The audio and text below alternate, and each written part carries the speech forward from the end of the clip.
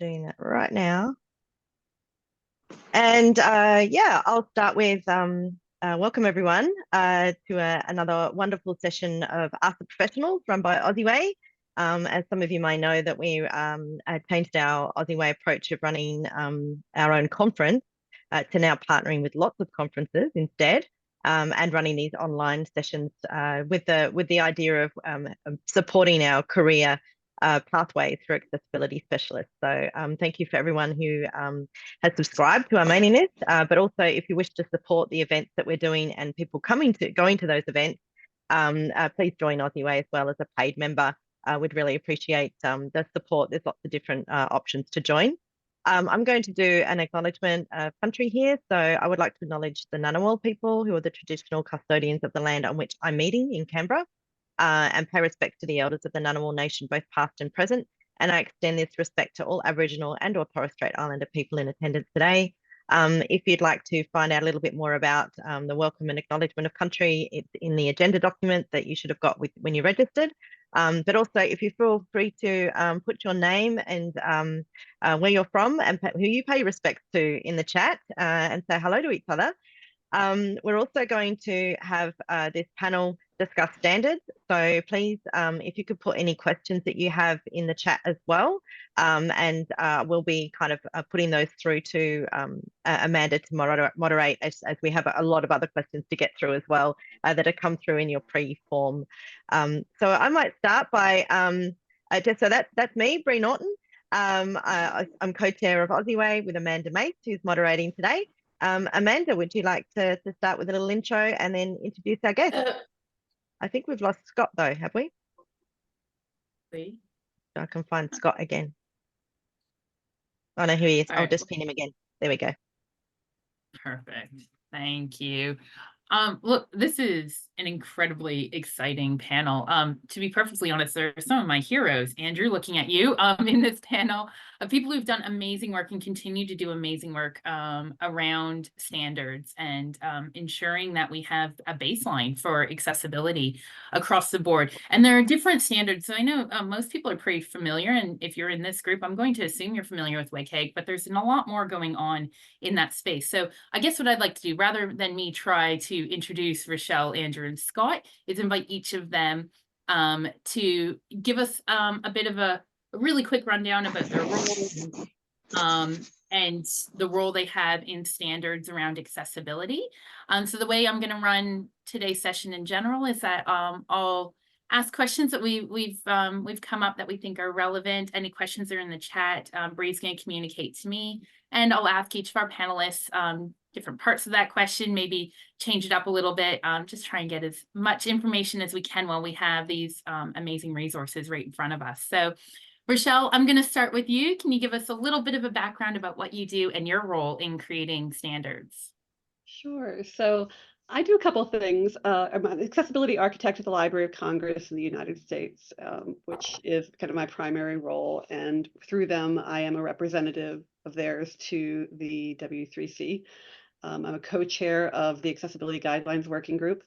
And from that, I kind of came into that from facilitating the COGA group. So very passionate about the COGA side of things as well. And I'm sure that will come out as we're chatting. And then in addition, I run a nonprofit in the US called Accessible Community. So I get to kind of always say, because I cover so many organizations, that I'm not speaking for any of them. I'm speaking for myself when I come to these kinds of activities, but really enjoy kind of the diversity that I get to work with in each day. Amazing. Andrew? Yes, hi. I'm currently a consultant, senior principal consultant with Intopia. Some of you may have heard of us.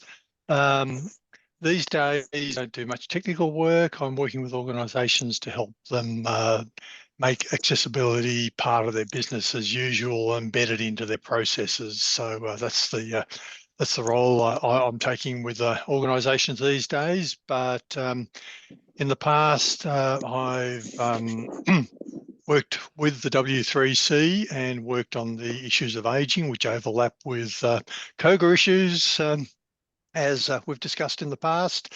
And for my sins, I am also the chair of the Standards Australia ICT 40, which is the IT 40 committee, which is the ICT Accessibility Committee. And I'll come back to that later when we talk about some specific standards.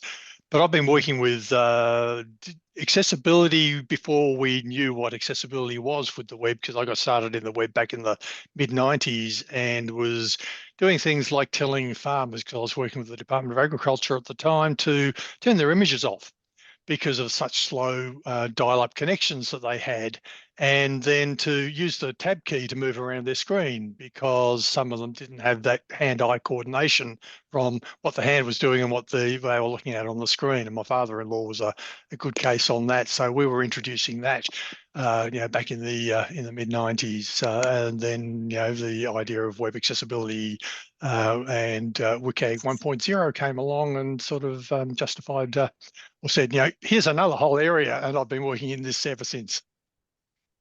Amazing. Thank you, Andrew. Scott, can you share with us the role that you've played in contributing to standards?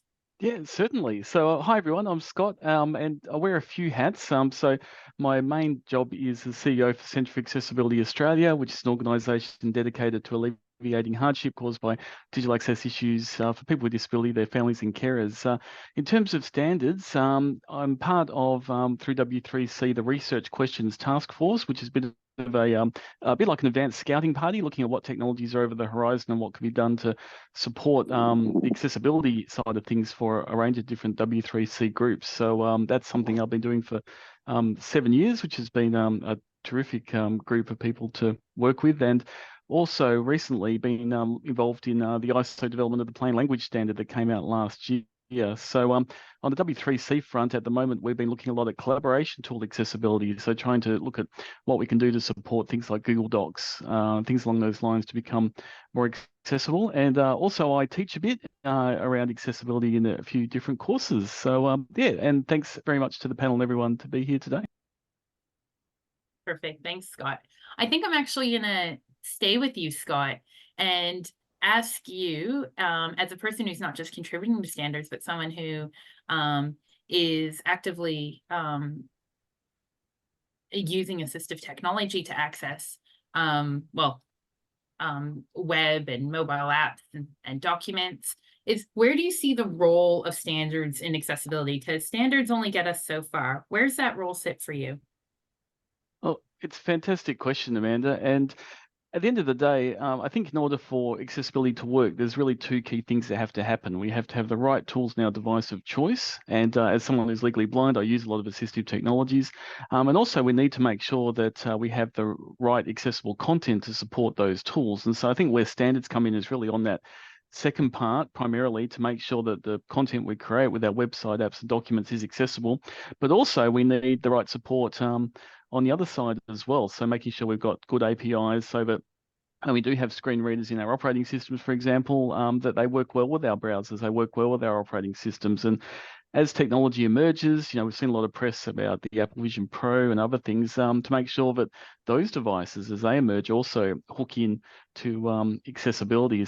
So standards covers a whole range of different aspects, but I think at the end of the day, it boils down to, will our accessibility features work, and do we know how to make our content work to support those tools? And standards is a critical part of that process. I'm curious, Rachael, so standards are a part of it. How far do you think standards can take us? Like, in an ideal world, how far can they take us? I think standards are a fantastic tool in a lot of different ways. I think they help set a baseline that we can all strive for. I think they can help standardize work, because when you think about what has to come together, as Scott was saying, to really create an accessible experience, we're looking at user agents or browsers, we're looking at authors and what they can do.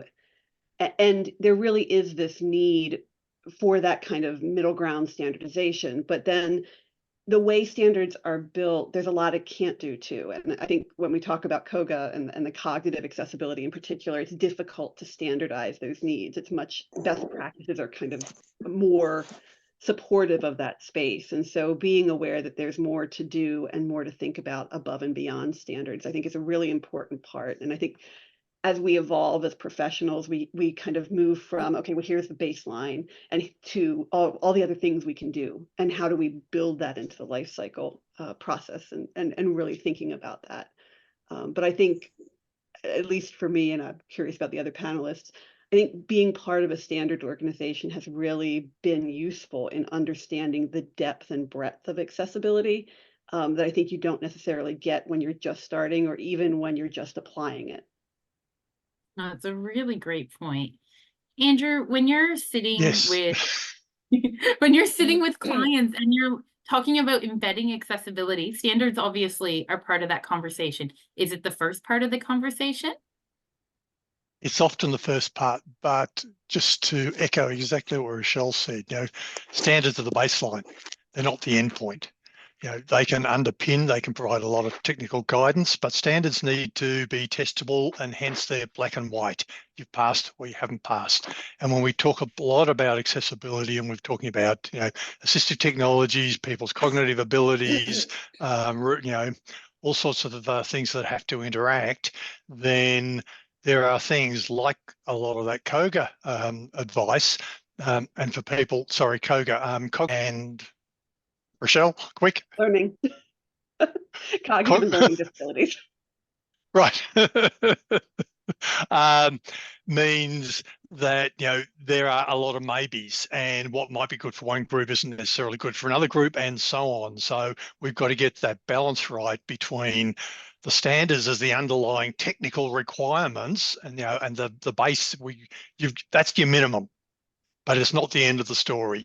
Making it technically accessible doesn't mean it's going to be usable for everybody who might be in your target audience. So that's the conversation that I'm often having with people that I'm talking to about accessibility. Just to reiterate on that, a lot of people tend to think that the Web Content Accessibility Guidelines technical techniques are the only way to do things. That those techniques are advice about how you might do it. They're what we call informative. They're not normative like the standard itself is. So you don't have to use those techniques to pass a WCAG audit. In fact, sometimes there are much better ways, because those techniques aren't necessarily being kept up to date with the platforms that people might be using to build on. But it just emphasises that I always emphasise that the standards are our starting point, not our end point. A follow-up question for you, Andrew, because I think that's a really interesting part. I often say that the blessing and curse of WCAG is actually how flexible it is, but people often see it as inflexible. Do you find that coming at you often? Like, it's so inflexible. I think they see it as inflexible because they don't appreciate that point that I was just making about the techniques being guidance, not a requirement. So I think if I've got to do it this way, how can I do it that way, the way I'm trying to build, or with the platform I'm building with? That's I think part of the issue is that they don't understand the difference between, as we say in the WCAG world, normative versus informative. Absolutely. It's interesting because I think that there's a lot of probably misconceptions around standards, and part of that is that WCAG is the only one. So I'm kind of looking at the three of you and going, who do I go to first? But I think I'm going to start with Scott. And Scott, you've worked in some pretty other standards outside of WCAG. What kind of standards do you think are underutilized? Again, terrific question, Amanda. There are a number of different standards and also advisory notes. Through the RQTF, we develop quite a few notes to try and provide guidance. So, the current note we're working on is that collaboration tools, but we also have notes around XR accessibility, so how to look at different use case scenarios and how to maximize making content accessible. So, for example, the opportunity, if people have cognitive disability, to be able to use a symbol set in an augmented reality environment, or if you zoom in with a magnifier, how you can have a map so you don't get lost when you zoom into a big 360-degree immersive environments. So in addition to WCAG, I think Andrew made a really good point there that sometimes we can get hung up on the very specifics around standards, and that's extremely important. And certainly the work we do in the notes ties back to standards, but then also we need to consider the practicalities as well of what are people's user experience and how to support that. So the notes that we develop in RQTF are partly to help look at use cases and then say, okay, well, this is a scenario that people are likely to run into. So how can developers address that, and what standards can apply to that? So there's a lot of extra guidance beyond the WCAG standard, and also there's things like ATAG, the authoring tool accessibility guidelines that can help you to ensure that if you're building an authoring tool that people with disability can use that tool and that it's going to produce accessible content at the other end. And outside of W3C, last year in June, I was involved with some of the, a fantastic group of people to work on the ISO plain language standard. And certainly I think we've seen, just particularly in recent years, a lot more focus around plain English to support writing things to a lower secondary reading level to really maximize the reach of content, and also Easy English to specifically focus on the writing for people with cognitive and intellectual disabilities. So there is a lot of things that WCAG supports, and it's still an absolutely critical standard. But outside of that, there's lots of guidance that can really help development. I'm glad you brought up ATAG because it does not get enough love. Rachael, I'm going to ask you, don't worry, Andrew, I'm coming back to you about ASEN 301549. But Rachael, I'm going to ask you, what other standards don't get enough love that really make an impact? So I am pretty passionate about making content usable for people with cognitive and learning disabilities, just because I think it is the supplement that WCAG needs to cover that space. And it is informative. It's not technically a standard, but particularly for designers and the design phase and the content writing phase, it just covers so much about how to do design well for people, for a really wide audience. So I'm a big believer in that. Already mentioned ATAG, which I really like. WCAG to ICT is another one. We're updating that right now. So that's going to be updated for 2.1 shortly and 2.2 in the near future. And I think just being aware that that's available for software and mobile apps and other areas, I think that's something to keep an eye out for. And I guess then kind of in the regulatory standard space, I think just knowing there is some flexibility beyond just WCAG and recognizing that the concepts of functional performance criteria or equivalent solutions are built into a lot of those. And maybe Andrew will talk about that. But there is this concept that allows for innovation to build on WCAG so that you can meet the needs of individuals with disabilities without necessarily following the exact techniques that are in the standards themselves. That's super helpful. And Andrew, I have to ask you about ASEN 301549, that procurement standard. So Standards Australia brought that in, updating it hopefully to bring in 2.2. Yes. Well, yes, that'll be a bit of a delay. So originally that ASEN 301549, which is its numerical number, was called the Procurement Standard for Accessible ICT.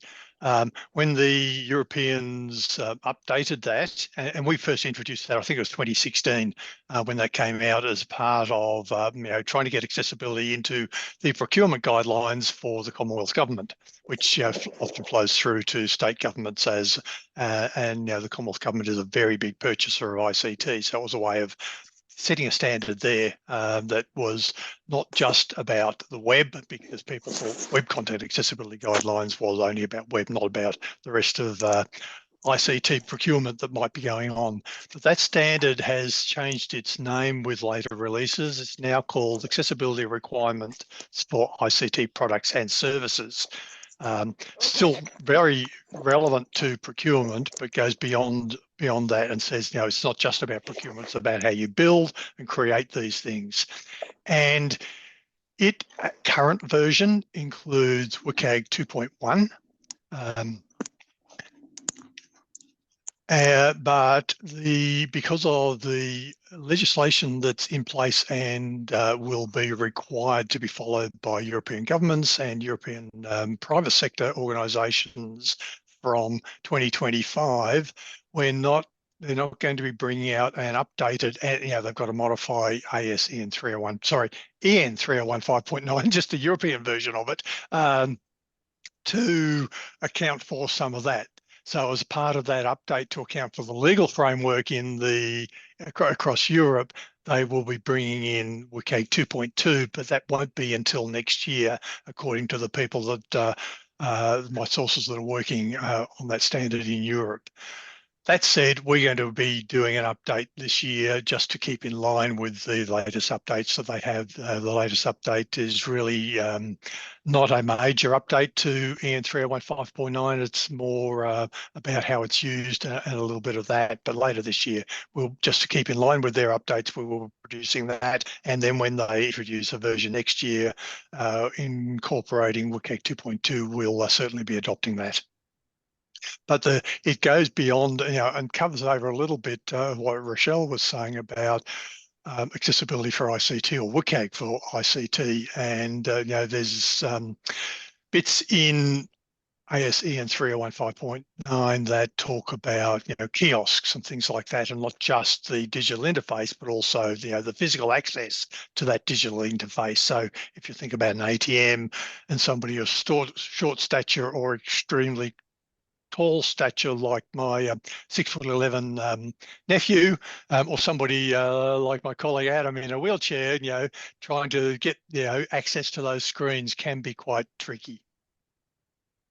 So yeah, we're definitely keeping abreast of what they're doing in Europe to keep our standard, the Australian version of that standard, up to date.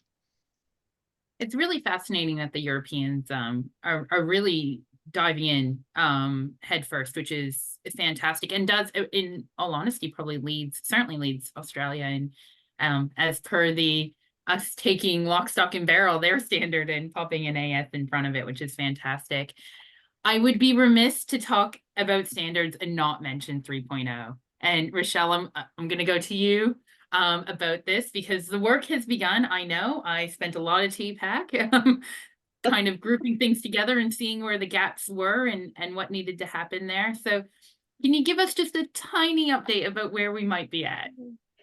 So we had set up a task force to think about this a while ago, and they've done a lot of research. They actually started back in the research phase to really understand what the needs were for a new standard. And so when we really didn't start as a working group until 2.2 was done, so the October timeframe, and as you mentioned, we jumped in at TPAC and really started with a couple questions that we've got to tackle. The first one is, where are the gaps? And we know cognitive accessibility is, we know voice input is. So there's a lot of, there's some known gaps. As we explored it, I think we came up with a really large list of things that we would all love to see covered in some way. But not all of that is going to immediately come out, and I don't want to scare anybody by saying there's this huge list of items that are coming that are a surprise. But I think that's one part of it. So one is understanding the gaps, and I think people will see a little bit of what that work is sometime in the next few months, because we'll be publishing the list that came out of the work from the fall. And this is another kind of trick with WCAG 3 to be aware of. There are two different documents as we publish and work. So we have an editor's draft and we have a working draft, and the editor's draft will be updated pretty regularly. So if you're curious and you want to know kind of what's coming, understanding it could change, you can look at the editor's draft and keep an eye on that. If you want to know what's a little bit more formal, that's what comes out in the working draft, particularly when we make calls for public input or help. And we're going to try to do that more frequently than we did with WCAG 2, where we kind of reach out and get that kind of feedback. The other part of it is, how do we structure a standard to handle the technology change that is happening and the pace of technology change that is happening? And so when you think about WCAG 1 to WCAG 2, we went from a pretty technology-specific checklist, a very technology-specific checklist, to a more technology-agnostic approach. And for myself personally, I think that the jump to WCAG 3 will be a similar jump in moving ourselves forward to maybe a solution agnostic perspective, or at least a more technology agnostic perspective, because so much of the technology is changing, and whatever we write is going to have to be able to be flexible with that. So a lot of the structure that we're seeing come out of the work is outcome based, not technology based. So this is, adding essentially a level of here is what the final outcome is, and then diving down deeper into how do you actually get there.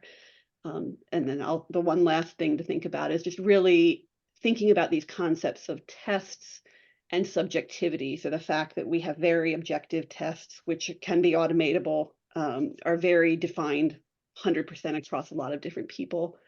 No matter who tests it, you're going to get the same result. We have qualitative tests, which vary a little bit. And in WCAG 2, that's handled by 8 out of 10 people would get the same or similar answer. But then we have these things when we get into COGA that are more subjective. Like, we would like to see people run usability tests. We probably can only encourage that, not require it. But how do we kind of build that into a standard framework? And that's one of the questions we're really, really struggling and talking about and working with. And so I think it's going to look different, and I think it's going to take some adjustment, but I'm pretty excited about where we're going, and I think we're making a lot of progress. And a quick follow-up to that is the complexity of standards is often a criticism of not just WCAG, but all of the standards. And that's the need really for expertise in the area. But do you think that 3.0 is going to be, with the complexity of looking at outcomes and things like that, do you think that's going to help, or is it going to make things even more potentially complex? I think maybe a little bit of both. The outcome levels are designed to be a lot more available, like designed to be written in a more plain language, translatable, understandable way. So if you are just talking to somebody and you say, oh, I'm trying to achieve this outcome, everybody in the room should hopefully be able to go, oh, yes, that's what we're trying to achieve. But the techniques are going to still be there because we have to have them. So from that perspective, I'm not sure it's going to make a big improvement in still needing expertise to bring to it. And then I think, the other question is just around how can we write the standards to leverage technology and keep up with that change so that hopefully more and more can be met by technology as it's going. And so we don't necessarily have to always rely on the author. Absolutely. But one of the questions from the chat is wondering if 2.0 is current. And look, I know the answer from a W3C point of view. I sit in the AG working group, but Scott, is 2.0, would you call that current in any way, shape, or form? Well, technically, yes. I mean, it is on the books with the Human Rights Commission notes. So I appreciate the challenge, though, because 2.0 did come out in 2008, and that was really pre-smartphone revolution. So I know in Australia, there's a bit of a mix of some states and federally followed 2.0. Some follow like the digital service standards, I think 2.1, and so now we're up to 2.2. So I do acknowledge that it is somewhat challenging in Australia to know what to follow and what's the best guidance. I think for anyone who is debating what standard to follow, I'd personally recommend looking to 2.2, given that did come out in October and does contain pretty much everything in 2.0, and then it picks up on the more mobile-based success criteria in 2.1, and now some additional cognitive guidance in 2.2. So if you're looking for technical compliance, and yes, 2.0 is still on the books in many places, but we'd certainly encourage people to get to 2.2 if they can. Andrew, I know you have something to add to that. Thank you. Yes, Scott, you referred to a couple of places where 2.0 is referred to there, and I just wanted to jump in and add to that part of the conversation. The Human Rights Commission at the moment is in the process, and Intopia is working with them to update that 2014 note, World Wide Web note, as it's called currently under the Disability Discrimination Act. And the plan with the update to that note is to make it version agnostic, so that it's no specific version. Probably it'll just refer to the latest version of the of WCAG. but also the digital service standard from the Digital Transformation Agency, Commonwealth Government level. They have just released, just before Christmas, the Digital Service Standard version 2. And again, they've taken out the version numbers from requirement for accessibility to conform with WCAG. They've said the latest version. And the indication reading through that, and I've just published something about that today that somebody referenced earlier, is that you've got about 6 months to take that on board. So we know that a lot of government agencies are already working with, and a lot of private sector as well, from our consulting experience, already working with 2.2 and have been for 6 months and more. But the Commonwealth Government now has that obligation to pick up the latest version. So if we happened to get a 2.3, or when 3.0 comes out, the government will be required across the board to pick up those versions fairly quickly. So I just wanted to add that in. So we've done away with the version. We're doing away and have done away with the version numbers in some key documents here in Australia. That's incredibly exciting to hear. And I know that there's been a huge push, but for many of us trying to have that updated. So it's very, very good news. Thank you, Andrew. There's an interesting question in the chat, and I don't want to be the person to answer this because I do work in the PDF UA space, but PDF UA standard, it is one of the standards in Australia we don't talk about. And I dare say the reality of trying to pull down the billion PDFs on the web is unlikely. So I'm interested, and the question came from Albert Matthews. What are your views on why people aren't taking up PDF UA? So, Rachael, I'm happy to start with you, and then we'll move on to the guys. I actually think we should just transition to them because it's not one that affects the US. Okay. Andrew, would you like to start? As a standard, it's one of the difficult ones to read, and it does require a lot of technical expertise, which most people don't have around PDFs. That said, it is the underpinning of a number of the testing tools for PDFs, and I think it has that value in that those testing tools are taking that on board when they're testing. So they are testing against that standard, optionally sometimes, but you can select which standard, but that is one of the standards that they are testing against. So they are pulling that in.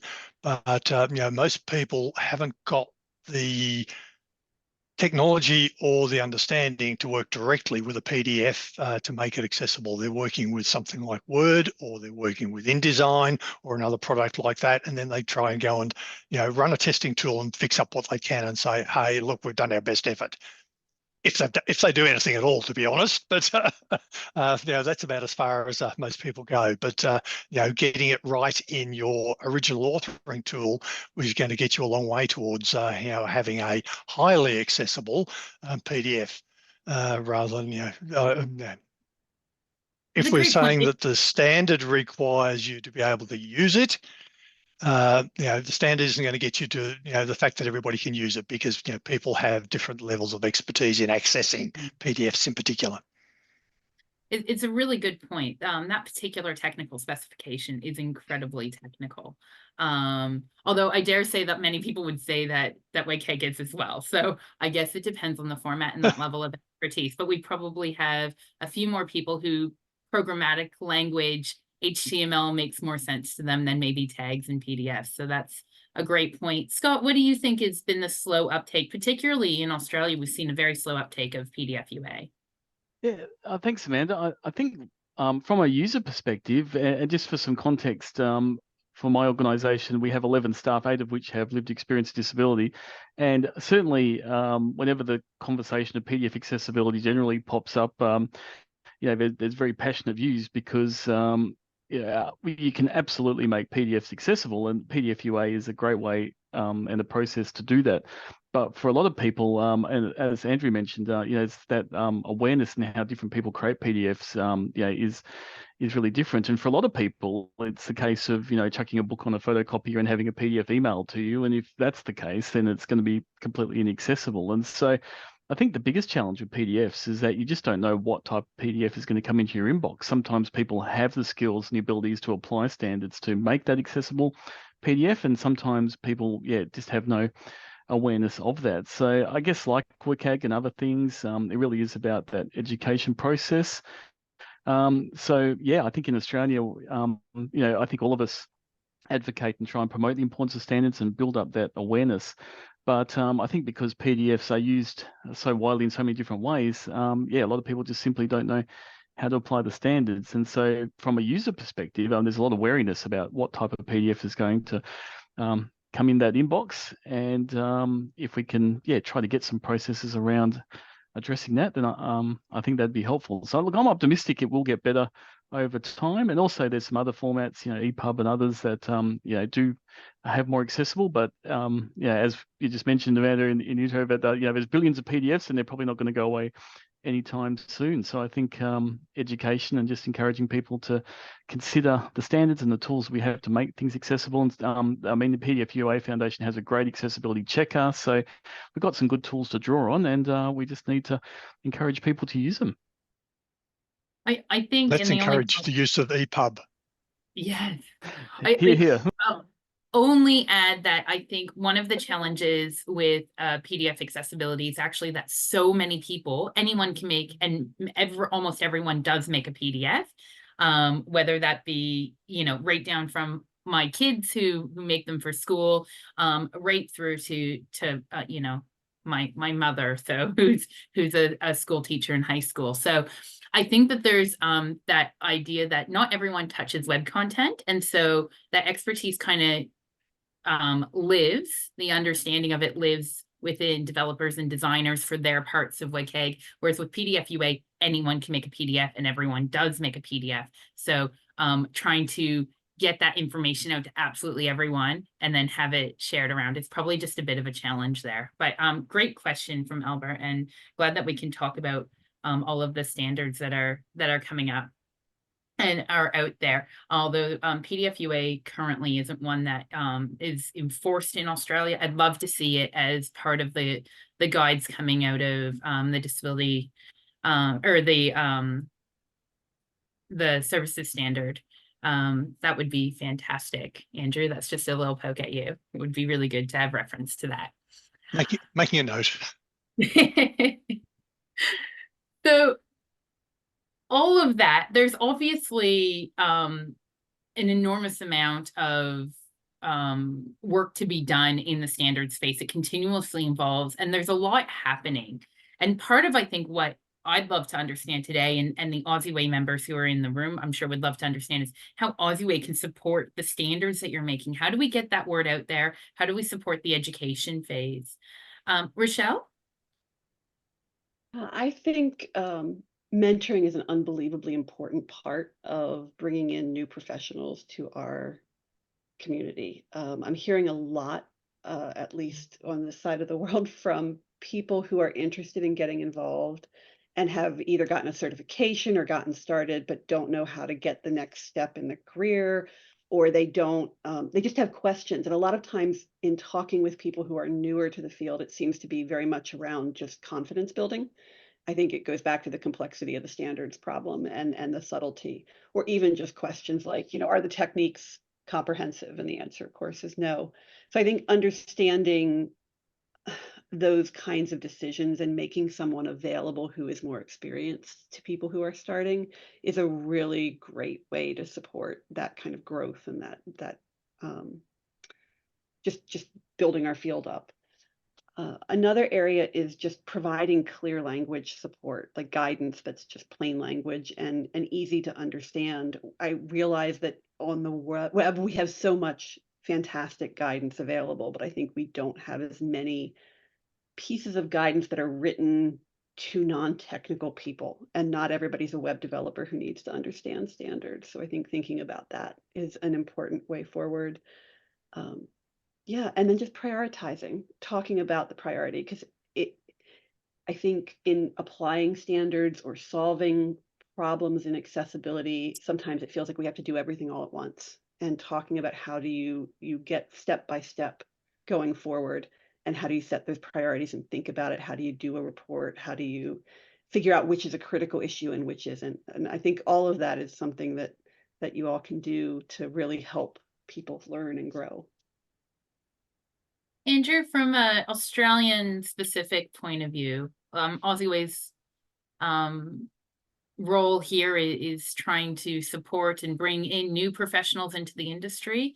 So what can we do with the breadth of, wide breadth of options for standards and trying to learn those and become, no one can be an expert in everything. What can we do? I think events like this to demystify, if you like, put them into plain language, let people ask the questions that they might have about, so what does it mean for this or that? You'll ask the professional series is a great format for doing that, and then publishing that material afterwards, because obviously not everybody can be here at whatever time it's set for. But I think the other thing that could be done in addition to asking the experts would be hosting some sessions about asking the users, people who are the beneficiaries, if you like, of the standards and the work that we're all doing, most of us here today are doing to try and improve the accessibility of the digital world. What does that mean? How does that impact on me as a person who isn't like me as a person? All I can talk about is the broken arm I had 18 months ago, and how that had a really big impact on how I use my computer, and the fact that I occasionally forget to take my reading glasses with me and can't read the print in the supermarket. But getting people who are impacted even more heavily talking about their experience and what accessibility means to them, and which bits, coming back to Rachel's point about the prioritizing, what's important. Not everything has the same impact. Fixing a few little bits of alt text that might be missing on 5 images out of 500 is probably not important compared with putting labels on the forms so that people understand what they're meant to be filling in when they're trying to contact you. So getting that sort of discussion about priorities would, is another thing that could be a useful thing to do. But getting people to talk about the impact of accessibility on them as people, that are where the guidelines are there to support and underpin the work that we're doing to make the web more accessible, and other digital products, I think would be a good thing to do, because at the end of the day, it's not about the technology, it's about people. I love that. And Scott, I'm gonna use Andrew's start into that to ask you a question about priorities, because the only priorities we get in WCAG is sort of level A, AA, AAA, and that's sort of a way of prioritizing things. But Scott, from your experience and with Center for Accessibility, you have a great big team of people with lived experience. How do you prioritize? And how do you see the way that not just OZeWAI as an organization spreading information, but how individuals can bring this into their organization? Yeah, great question. I mean, from our perspective, some things we do internally is we often host interns, which has been a great opportunity, because through the interns, we've got some great enthusiastic people that can share some of their knowledge from their studies, and in turn, we can support those interns in getting an understanding of lived experience and user experience in the technology. And I think building on Andrew's point, applying that to OZeWAI, I know there's been some conversations with Bree around, some of my staff are neurodiverse, and the chance to potentially for them to participate in some panels like this, and again, bringing that lived experience and the user experience perspectives into the mix. And so a lot of the philosophy, I guess, in terms of how we do our work is to really look at that shared information. And I know that OZeWAI have some plans around apprenticeships and things like that. And I think that's a wonderful approach, because the more that we can collaborate, bring people in who maybe haven't had as much exposure to that lived experience perspective, and then in turn share that knowledge, and it almost becomes like mirrors where the passion grows, and that's a really exciting thing to see. So that's something we've seen a lot here, and I'm really encouraged to see what OZeWAI is progressing down that path. So basically, like Andrew said, the chance to have more panels like this, bring in more of those direct user experiences, and I know OZeWAI is already on that journey. So onwards and upwards. Co-design and co-create. That's what it comes down to, doesn't it? Absolutely. Look, I'm going to go back to the technical just for a moment, because there's a question, and I really should have asked it when we were talking about the standards themselves, but there's a question that kind of sticks in anyone's mind who's ever been involved with W3C, and it's about the consensus process. And Rachael, you're probably the best person to ask about this, because I think it's been a while, Andrew, since you've been super active in AG, but Rachael, you co-chair, and it's a challenge at times. So I'm really curious to hear about the advantages, but also the frustrations around consensus. So, and maybe just explain the process around consensus for those who don't understand it. This is a complicated question, so stop me when I get boring. The consensus process in W3C is the concept that it's not about a majority vote. It is about understanding and hearing all of the opinions and all of the perspectives and making the most informed decision possible. And so within a lot of the W3C, I have to talk about historically, it has been very much about, okay, so you have a really rich discussion, you find out where everybody is on something, people raise objections, and at the point where you hear objections, then you ask to understand the technical reasons for the objections, and then you pick kind of the solution as a group through the consensus process of that has the least impactful technical ramifications, I guess is the best way to say it. Within AG, traditionally, we've actually gone a little bit closer towards unanimity, like actually having complete consensus 100% across the board. We have moved recently within AG to a process that is more iterative, because we think we need to do a very fast cyclical design process to create something new. So we as a group have moved from creating content that builds on WCAG 2, so kind of a known structure, to creating something totally new. And as part of that, we still have the consensus process, we're still following it, but we are iterating more quickly. And so it is a little lighter weight than it was, say, a year ago when we were working on 2.2. But as we move to formal publication, the full consensus process comes back in, and then everybody who is a member essentially gets to state, you know, whether they have object or whether they don't object. And if they object, then we have to understand those decisions and move forward from there. And, yeah. I'm going to bring up one particular criteria, Okay. and I'm hoping that you'll stay on the call after I ask this. 2413, focus appearance, caused an awful lot of discussion, very robust discussion, not just in AG as a working group, but outside of AG. There was enormous amount of discussion within the industry amongst people with lived experience who were probably just a little bit frustrated about how that conversation went. How did you see that, the challenges of that, but then we were able to get something out? So how did you see that as part of the process? I think a couple things. First, each of the chairs has a different document that we are the primary shepherder for. So I'm primarily got WCAG 3, and Alistair primarily has WCAG 2.2, and so he's the right chair to be asking a detailed conversation about focus appearance. However, that said, if we can avoid all the equations that go with it, it really, to me, exemplified one of the challenges in the 2.0 spec, because we have something that is hard to define. I think one of the hardest things in 2.0 is everybody can look at something and go, yes, that should pass, or no, it shouldn't pass. But you have to write it in a way that's so testable that it ends up being extremely complicated language, even though it often is. Everybody could look at it and go yes or no, or in most situations. And so I think that whole conversation highlights some of the challenges just in the 2.0 spec itself that we run into. And that's why the language ended up complicated and why a lot of the conversation kind of was hard. It is also hard because it is written for authors, but it would be in some ways easier for user agents to fix.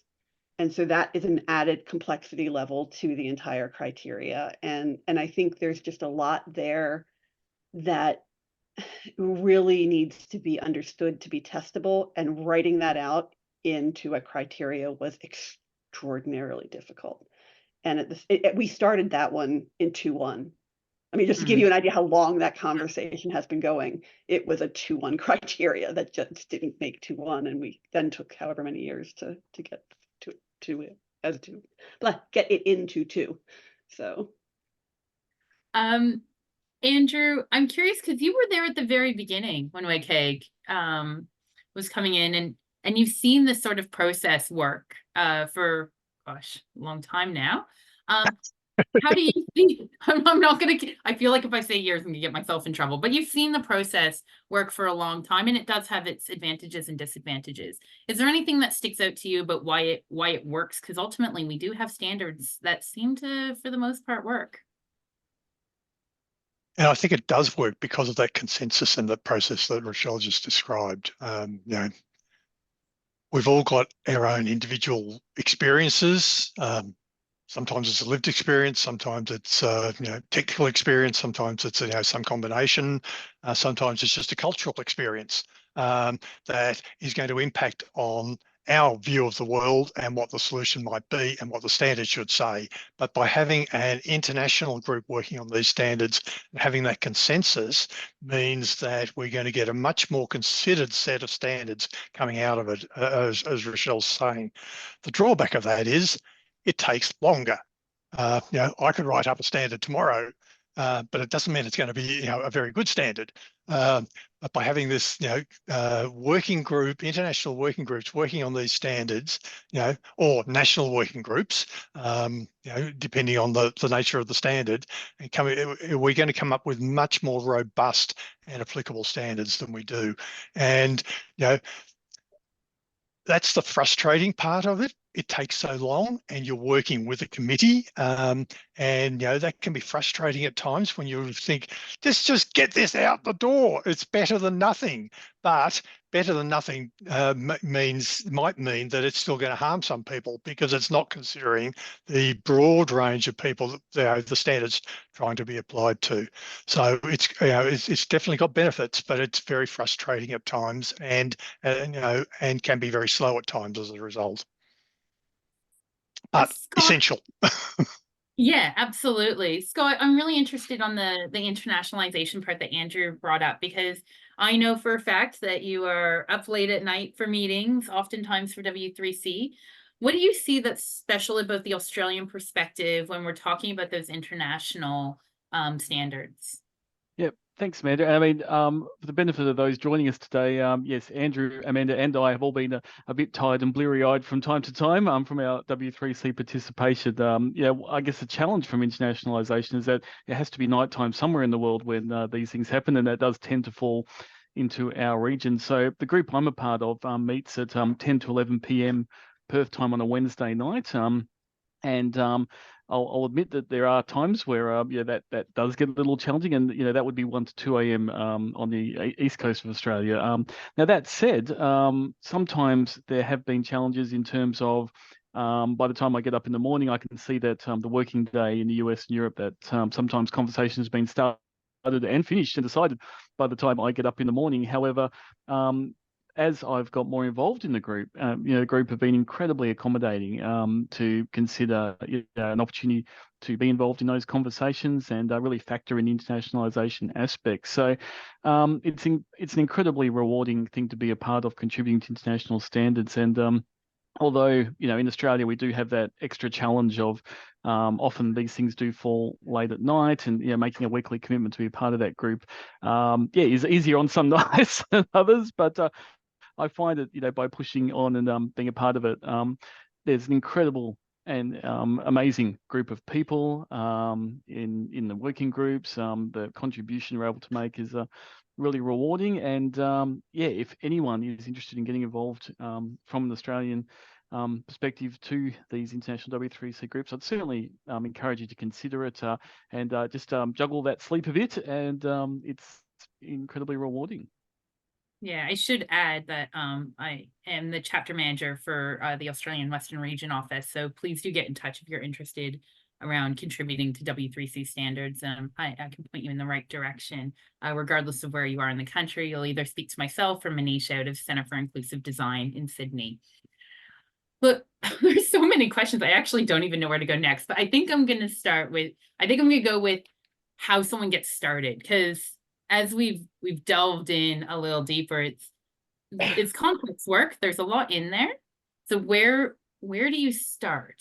If someone's just getting started in standards, where to start? And Andrew, I'm going to start with you because I happen to know some of the work that you're doing in the Education Outreach Working Group, which I'm particularly excited about. So I thought maybe this might be a good opportunity to talk a bit about that. So I will say, start with some of the materials from the W3C, and in particular, if I can just grab this link that I think I've got in front of me. Come on, behave yourself. Copy the link. Yep.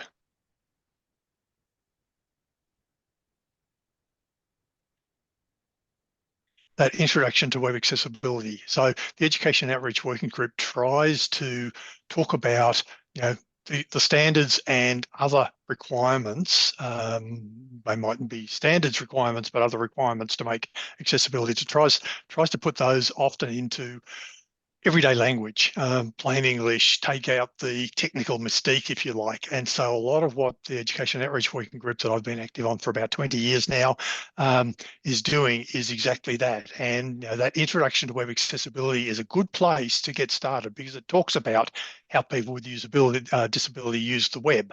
It doesn't cover every way that a person might use it differently, but it's a good starting point. For instance, it talks about the business case for web accessibility, why you might want, your organization might want to take on web accessibility apart from it just being the right thing. It talks about the different aspect, from a legal aspect, from a market leader aspect, to a promoting your brand aspect and things like that. So there's lots of different reasons why your organization might want to take it on. So those early pages that the W3C published, and that link, did that come through, that link?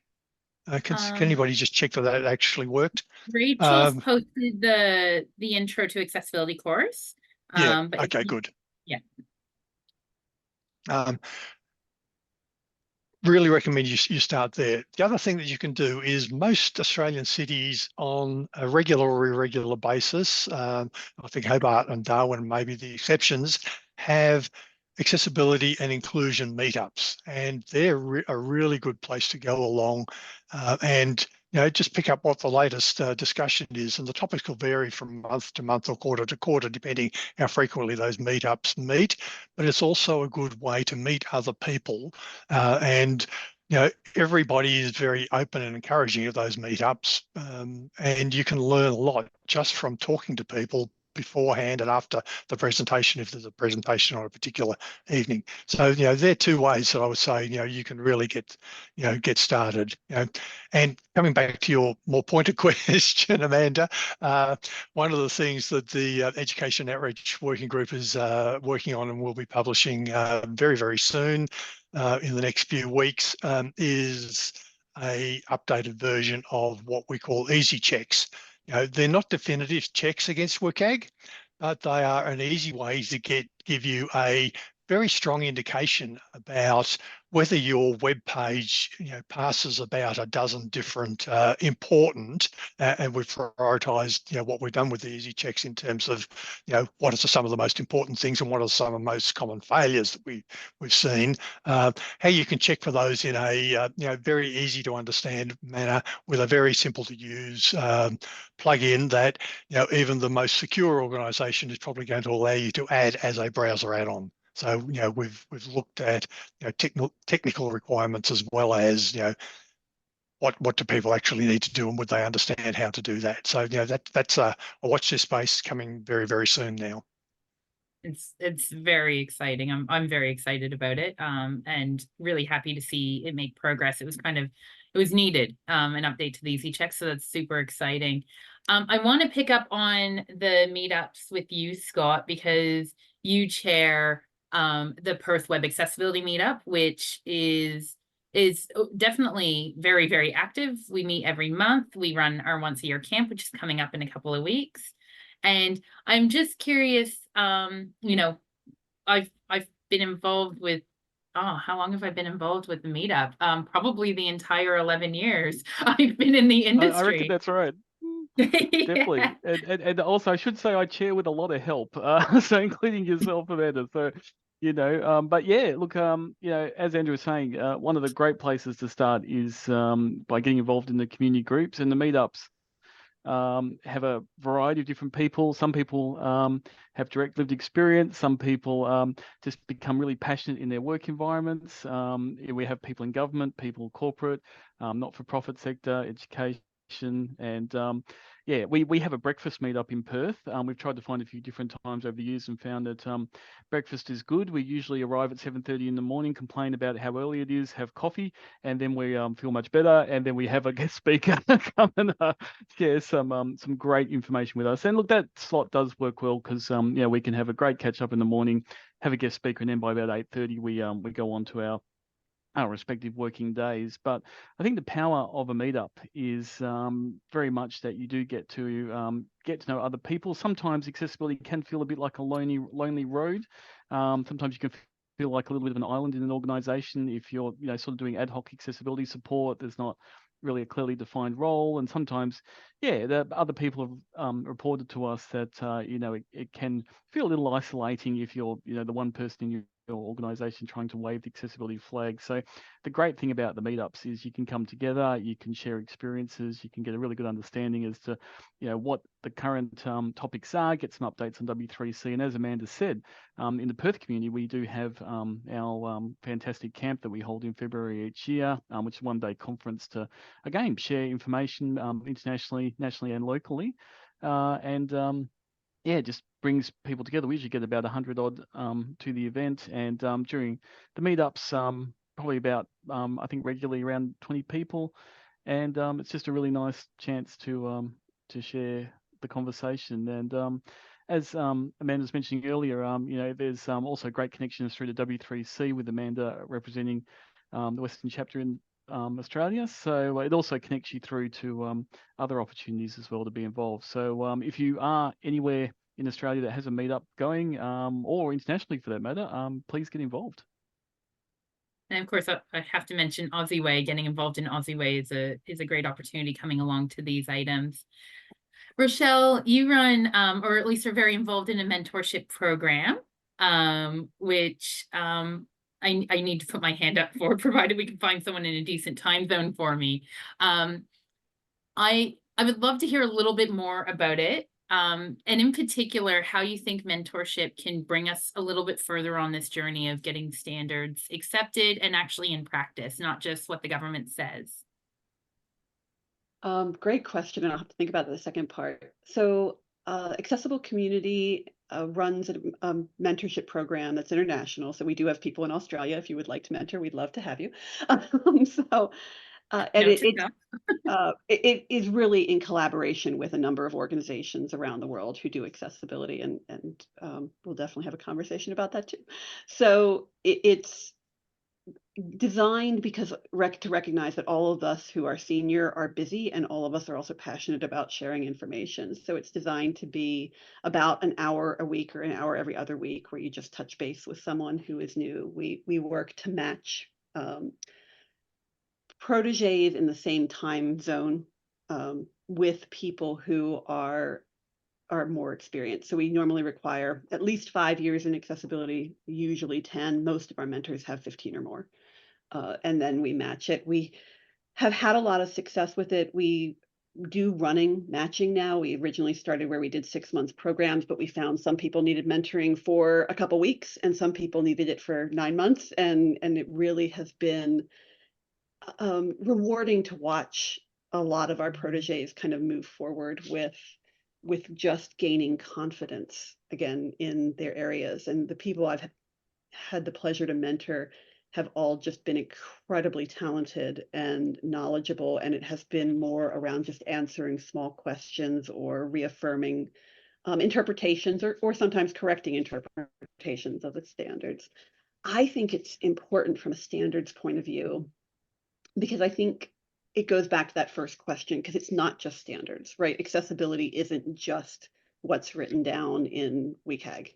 It is a number of other items that interplay together, and getting that depth and that breadth through a mentor, and then also getting the connections to really work with the rest of the community and connect with the rest of the community is just incredibly helpful. So I highly recommend both mentoring, and if you need a mentor, I mean, I have a mentor. So I think it's a fantastic thing to do at any point in your career. Amazing. There's a really good question in the chat from Tatiana, who said, is there some way to quote unquote certify accessibility compliance to WCAG level AA, or what comes closest to it? So I'm going to ask Rachael from a American point of view, and then Andrew, I think I'll go to you from an Australian point of view. We still rely on VPATs as the primary way that we assess accessibility from a product standpoint when we're looking at purchasing. From internal, working within an organization, I think every organization has its own checklist. At least every organization I've worked in has its own checklist that usually builds on WCAG but has subtleties about what's good enough. So I think that part varies by organization. But when we look really across the country at the most uniform certification available, it would be the VPAT. Are there challenges with the VPAT? Just a follow-up question. It really shows where the vulnerabilities are rather than certifying compliance. I find the challenge with the VPAT is it's not standard in its reporting, and it's not always clear when it says partially accessible what that means. Fair. Andrew, from an Australian point of view, you've obviously been involved in through the DTA, the Digital Transformation Agency, for a long time, at getting standards accepted and implemented, certainly within the Australian government. Is there a way to quote unquote certify WCAG? Certainly. I mean, lots of larger and smaller organisations get audits undertaken where they're getting Intopia or Vision Australia or somebody else to go through a sample of their pages according to the W3C standard, how to sample those, and then decide whether or not they meet the particular success criteria that might be applicable on a particular page. So yes, and I can't speak for other organisations, but we certainly issue statements of conformance, which are a little bit related to a VPAT. The VPAT is actually the template. It's the accessible conformance report that comes out of the VPAT that you actually want to be looking at from somebody who might be publishing this. But we often provide organisations with a conformance statement, which is based loosely around the VPAT as a model to build that on. So yeah, lots of organisations, including government departments, even do want to be able to publish something or have something internally. If you're a government department and you're trying to meet the digital service standard, to say, yes, we've had this tested, and yes, we've had it tested independently, not by one of our biased in-house experts or incompetent, uninformed, losing some of these words very loosely here, in-house experts who say, yep, it passes.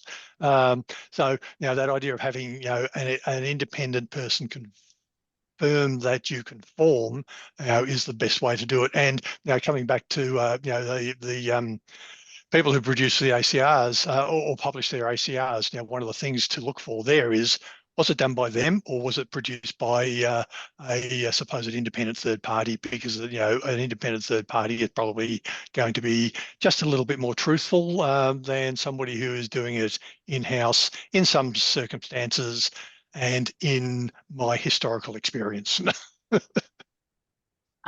It's interesting because we do statements of conformance as well, and I often say that the reason you get a third party is because although my children think it's a great idea to check their own homework, they really shouldn't be, and it gives a bit of distance. I assume that Center for Accessibility also has an audit process, Scott. Do you issue statements of conformance? We do. So, I mean, we tend to follow, the WCAG evaluation methodology around our processing.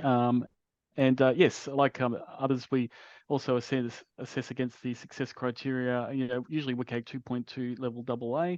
And we also provide an audit report. Now, we generally provide some free retests for organisations as part of that process, just so that if they do run into some issues with success criteria, they can come back to us and we can check them and really try and support organisations getting to that point where we can issue that conformance statement. So we've seen that there's a lot of enthusiasm to try and reach that target, and where some user testing from the team has some guidance that doesn't necessarily fit nicely into a WCAG success criteria box, we also provide some direct user testing information as well, so that there's a little bit of extra information if it's not picked up in WCAG. But ultimately, like I think most of us in this space, we've got the standard to assess against, and some great support with W3C around assessment processes. So it works really well. Yeah, it would be remiss not to mention the methodology. So the evaluation methodology for WCAG, which does exist and should be followed if you're getting a third party or even someone internal to do any sort of auditing. I just want to point out, Andrew, Danny, you made a quote, and it's a really important one and speaks to, and I think one of the beautiful things about all of the companies who are doing this we have 3 represented right here with AbleDocs and Intopia and Center for Accessibility, is that we do that hand-holding approach, not much point doing an audit unless there's commitment to regression testing, fixing issues, and retest. And I think that my experience in this industry, in this country, is that all of the firms that are doing this work are really hand-holding and helping clients through that process. And I believe Bree has actually added the link to the consultant directory that OZeWAI holds for members of people who have been vetted out and do that work really well. There was another just a brief comment on that. Over the years that I've been doing this work, the number of organisations that are asking for retesting and wanting to get their work checked after they've had a WCAG audit conducted is significantly increasing. It used to be the occasional, years and years ago, the occasional firm that would, or government agency would say, yeah, we want you to check that we've done it right. These days, it's probably 3/4 of them.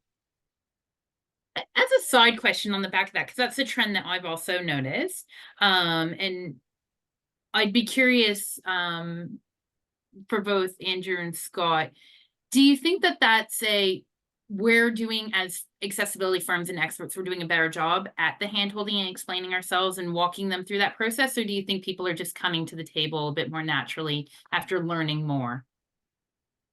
I think it's just a maturity that accessibility is becoming so much more important to them now, partly as a differentiator, partly because they want to do the right thing, and they're saying, what's the point in getting it checked if we don't get the homework checked afterwards?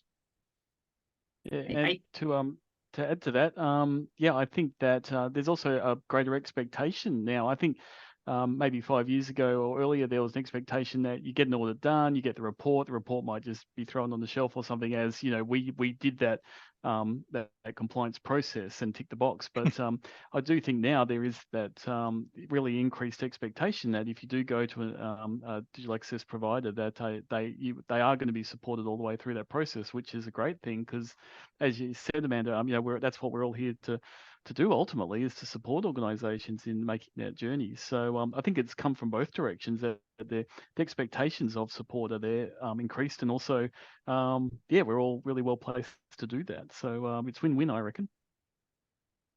Rachel, do you see a similar thing happening in America where there's this want to not just get the test, but to do something about it? So I am a little removed from that industry just because I'm in the government. So I do see that trend in the government organizations I've worked with and I talk with, but since I'm not coming at it from a consulting company, I don't necessarily see the trends from that space. No, that's fair. I sort of touched on it earlier with a question, Rachael, to you about how we get people to see standards as more than just, you know, the checkbox, something that has to be done, particularly from a government point of view. What are your thoughts about how we make that next step? How do we go from, I have to do this because I'm a government department and I need to meet Section 508 for anything I bring in? What's that next step to get people on board? I think the most effective way of getting buy-in is to demonstrate the problem. And I just remember a team that was absolutely convinced they didn't need to do this. And it took one screen reader session of actually hearing how their product worked to change that mind. And I see that repeatedly from different groups I've worked with. It's just not awareness. Like, it's not that nobody goes out and wants to create bad code. I don't think. I think they want to take pride in what they create. And so in being able to show what is failing, I think people get more excited and more buy-in. So I think that's the number one thing I always kind of talk about. The other part is, especially from an inside organization standpoint, so again, because that's what I tend to do, I think really getting leadership buy-in is the most critical part, and recognizing that it's not an overnight thing. You're not going to start accessibility and be done next year. It's just too much work in a larger organization.